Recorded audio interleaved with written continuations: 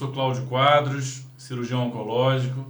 Hoje estamos com mais um podcast em defesa da vida e até agora nós conversamos com pacientes que foram tratados com câncer e hoje vamos conversar com o educador físico para que ele possa nos dar algumas informações para que possamos mudar as nossas vidas e fazer com que o nosso dia a dia, que a gente coloque a educação física, coloque exercício físico no dia a dia, para que vocês possam, para que nós todos possamos ter uma vida saudável e que vocês não acabem tendo que marcar uma consulta comigo para ter que operar vocês, né? Então é justamente sobre a prevenção, sobre qualidade de vida. É isso que a gente vai buscar no nosso podcast hoje em defesa da vida. Então hoje nós vamos entrevistar Hugo Henrique. Ele é educador físico, né? Ele trabalha em algumas academias aqui em Salvador, ele trabalha como personal trainer e também ele é estudante também de nutrição. Então, Hugo Henrique, muito obrigado por você ter vindo. Prazer, Cláudio, prazer pelo convite. Você disse tudo aí, né? A gente deixa tudo para cima da hora, a gente não previne, não pensa no futuro e acaba não elaborando um planejamento para cuidar dessa saúde. Hoje a gente está aqui para dar uma dica para a galera, para incentivar legal. Com certeza. Eu acho que um dos objetivos aqui do podcast é da gente trazer experiências de pacientes que tiveram câncer, mas também de falar do que é que você pode fazer para prevenir o câncer. Não só o câncer, mas uma série de outras doenças, né? Perfeito. Em que tanto a parte da nutrição quanto a parte de exercício físico, atividade física pode mudar.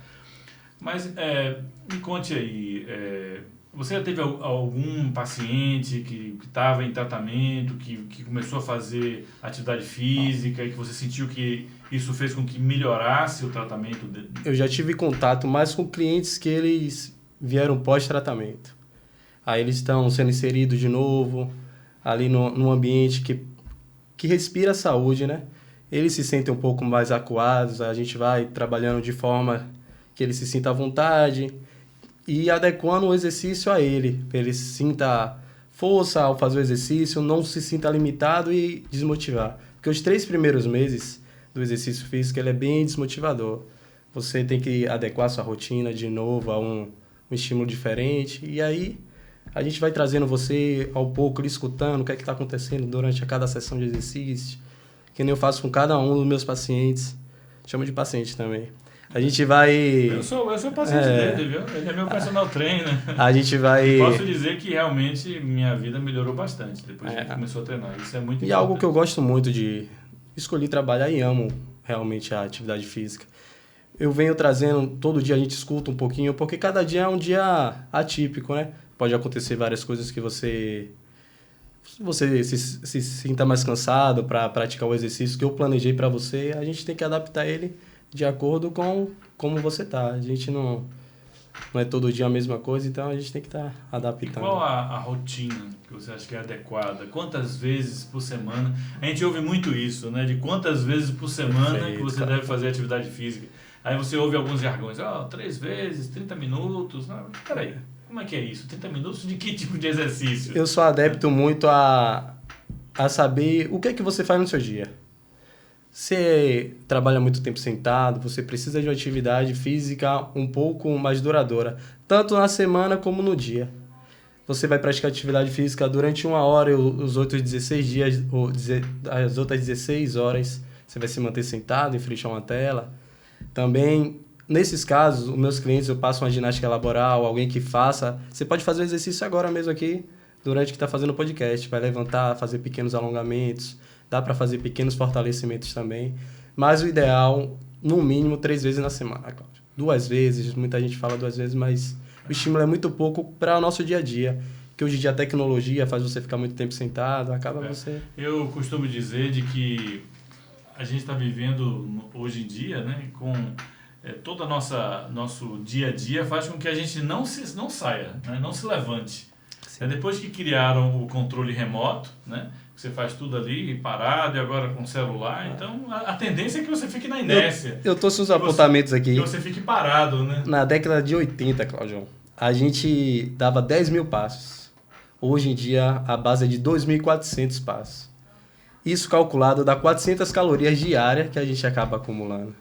Imagine, 400 calorias que a gente deixa de estar gastando aí durante o dia. A gente tem uma rotina que a gente tende a ficar parado mesmo, né? E depois do Covid, então, com essa questão de home office, né? Acho que aí que as pessoas estão cada vez mais em casa, cada vez mais paradas, cada vez mais sedentárias. Os trabalhos também a galera conseguiu adequar com o digital, né? Hoje em dia, nem se deslocar para ir para o trabalho você está indo mais. Então, até passos você está economizando. A atividade física, você já tem vários trabalhos que mostram que é fundamental, né? Na prevenção de doenças e também na questão da longevidade. Perfeito. Né? Pessoas que conseguem incorporar atividade física na sua rotina vivem mais. Né? E tem um estudo muito interessante também que mostra em pacientes idosos, né, um dos fatores que faz com que o paciente idoso viva mais tempo é a capacidade dele se locomover. É a capacidade dele sair da cama, dele andar, dele ter independência. O idoso que consegue ter independência e consegue se locomover, vive mais do que o idoso que não consegue sair, fica parado. E o que faz com que ele consiga andar e evita que ele fique lá parado, eu acho que é uma vida de atividade física. Né? Que vai evitar de que ele tenha uma série de problemas articulares. E com o passar do tempo a gente tem a sarcopenia, né? A gente vem perdendo musculatura. E o que eu prego bastante é a musculação. Sou bem resistente, curto muito esporte, mas é de uma importância extrema, porque a gente tem que construir músculo para quando for a sarcopenia. O que é a sarcopenia? A perca de massa muscular. Então, quando vier esse processo, a gente vai ter mais para poder gastar, perder essa musculatura, mas a gente vai ter uma quantidade mais. E a academia, a hipertrofia que a gente procura na academia ajuda a também trazer mais massa muscular com a ingestão de proteína. Você falou, é importante de fato a questão da musculação, mas me diga uma coisa, Hugo, e o uso de anabolizantes? Eu não recomendo algo que seja para uso estético. Para começar, um ponto de vista que eu tenho, se é a estética que a gente busca, são tantos efeitos colaterais que acaba como queda de cabelo, espinhas, que acaba já influenciando na estética. O uso de anabolizante, inclusive, está associado à formação de tumores no fígado, adenomas, né? E tem alguns casos, inclusive, né, de pacientes que tinham adenomas, que foram fazer biópsia, que sangraram. Né? De coágulos sanguíneos, né?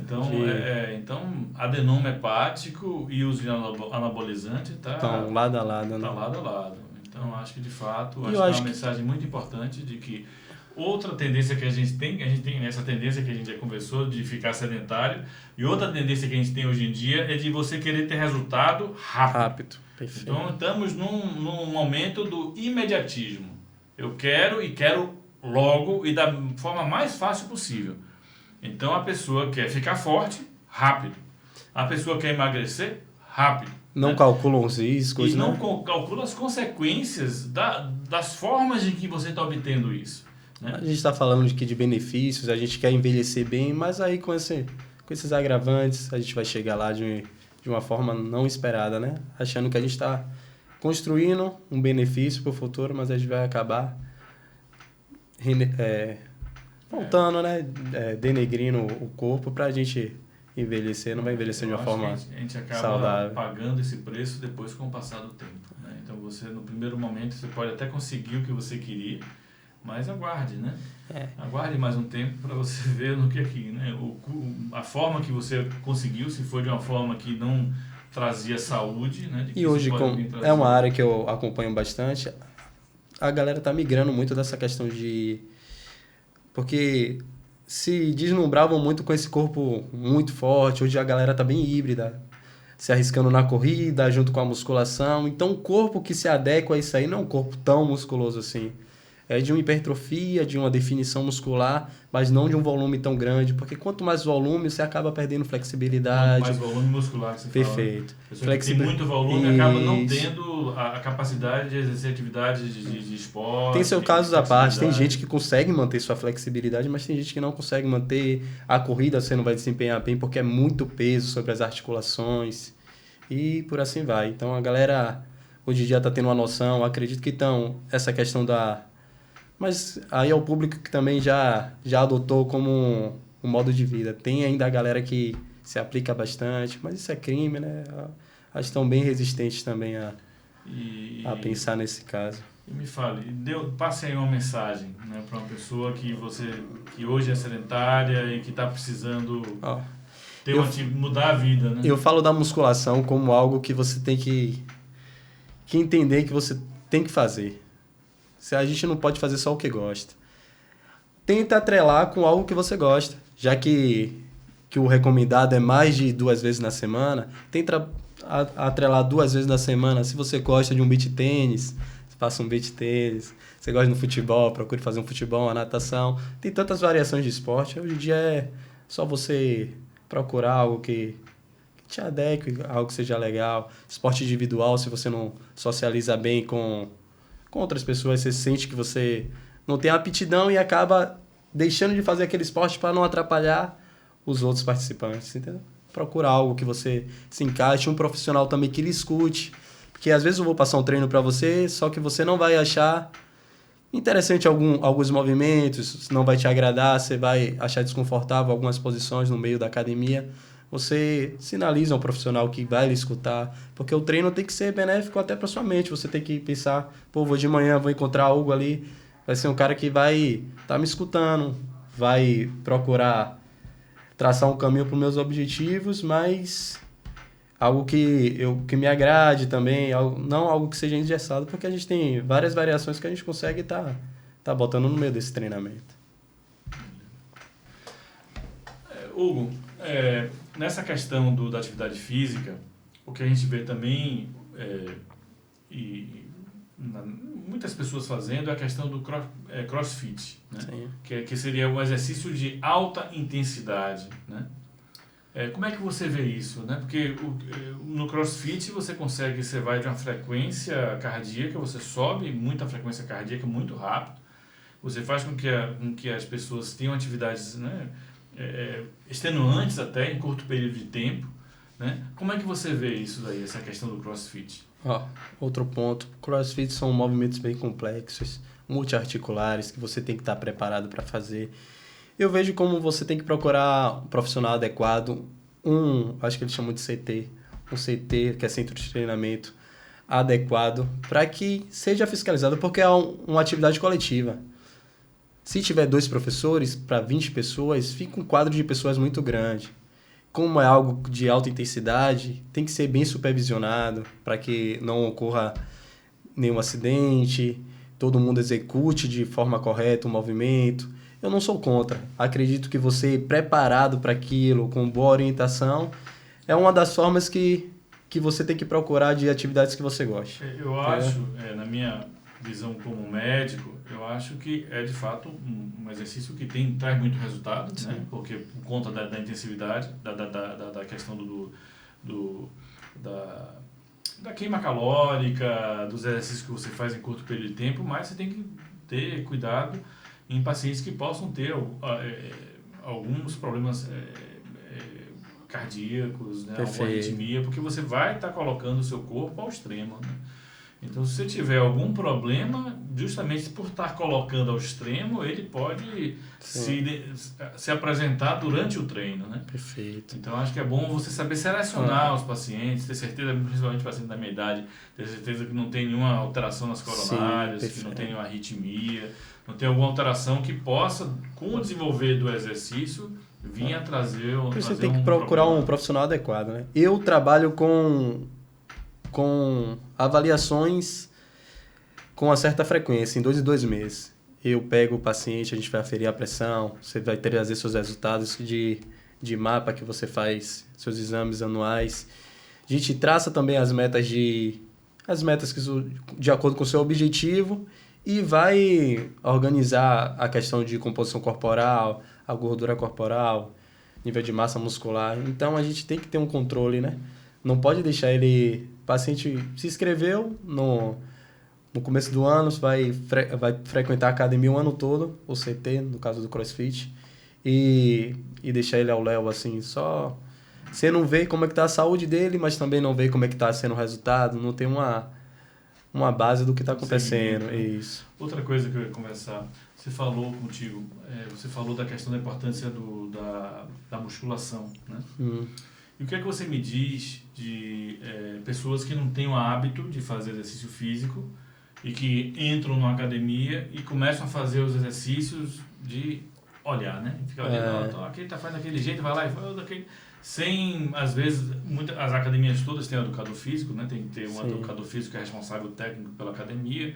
Tem muitas academias que tem um educador físico que fica do lado, mas tem algumas academias que você tem um responsável técnico, mas que a pessoa fica mais solta. São academias mais de rede, como a gente tem algumas. E aí as pessoas ficam tipo assim, às vezes você vê na academia a pessoa olhando, olha, viu ali a pessoa fazendo, vai imitar e faz.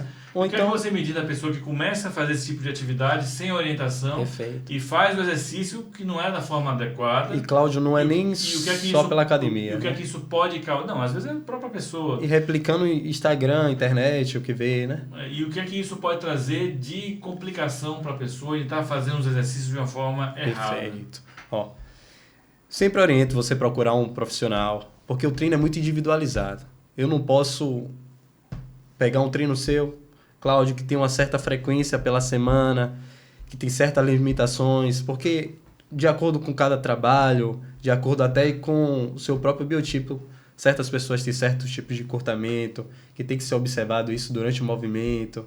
A gente também faz testes para ver o encurtamento de cada indivíduo. Então, procura um profissional, você vai ver lá, alguns movimentos são bem fáceis de replicar, dá para você ir, mas sempre é bom com orientação, porque se você fizer ele por um bom período de tempo, de forma errônea, pode trazer complicações, inflamações ou algo mais... Contenção de ligamento, perfeito. Desgaste articular. Perfeito. Né? Choque de muita intensidade, volume de treino, porque a gente não fala de volume de treino. Tipo assim, ó, a gente fala de exercício de forma errada, mas se eu pego você, treino você, ombro na segunda, ombro na terça, não só ombro, um grupamento muscular que vai trabalhar a mesma articulação do ombro. Você treina ombro na segunda, treina peito, que vai trabalhar a glenohumeral, essa articulação do ombro também. A gente acaba não dando descanso à musculatura.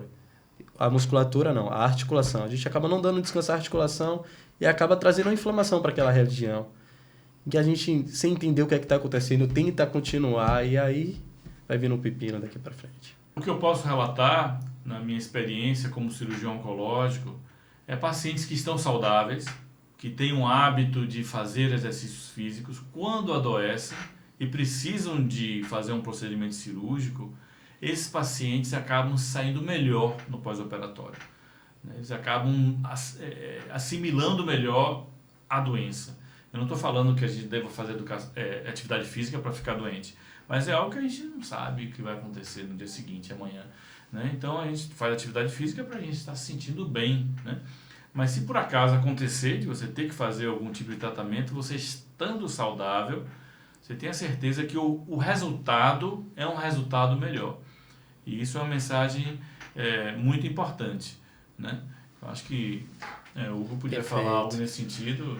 Pela questão até de recuperação, quando você for retornar a fazer isso, a socializar, voltar a fazer suas atividades de trabalhar, você focar nesse fortalecimento para ter aquele vigor físico, né? Aquele condicionamento para você conseguir desempenhar suas funções diárias. Pacientes que estão saudáveis e que se faz uma cirurgia, você vê que logo no pós-operatório o paciente já quer se levantar, já quer se mexer, quer ter atividade. É um paciente que você sente que agora, a recuperação desses pacientes é melhor. Então isso é... Deixa eu tirar uma dúvida contigo, Cláudio. Sobre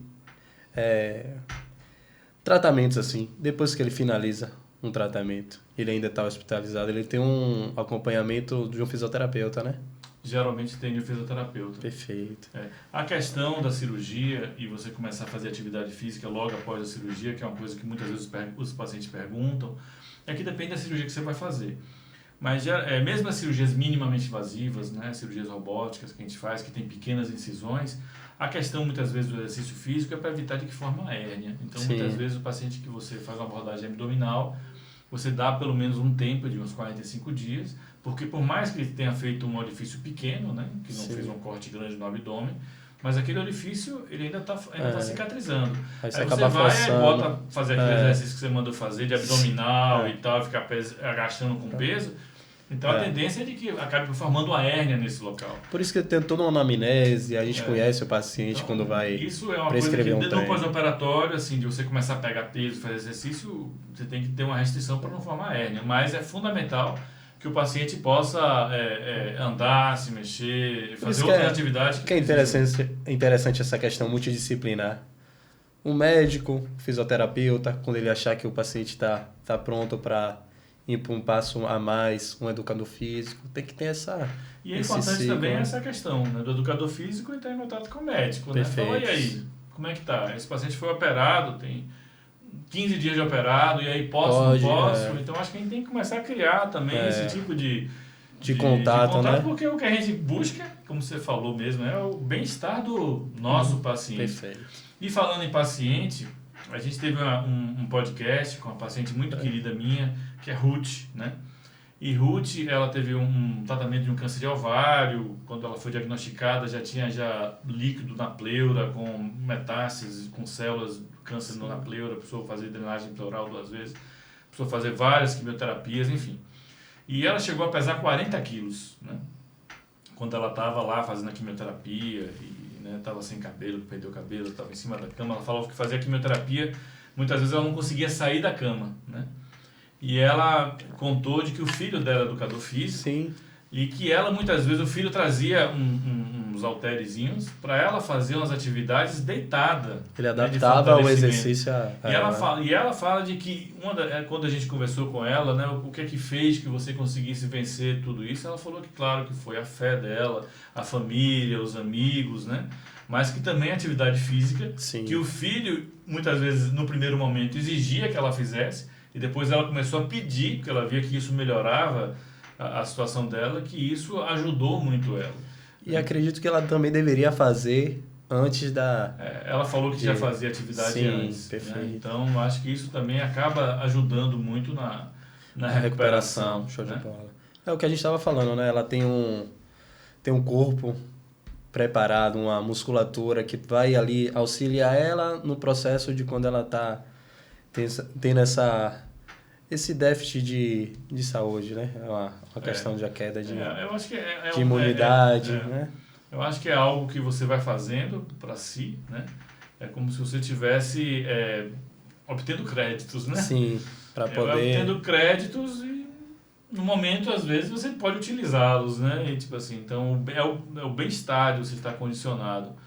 Mas eu acho que o mais importante, né, dessa mensagem toda é de que a atividade física é para a gente poder estar bem, é para a gente viver mais, viver bem, para a gente poder manter a saúde, evitar doenças, né? Eu acho que esse que é o grande objetivo, e até se essas doenças surgirem, que a gente consiga passar por esse processo de uma forma melhor.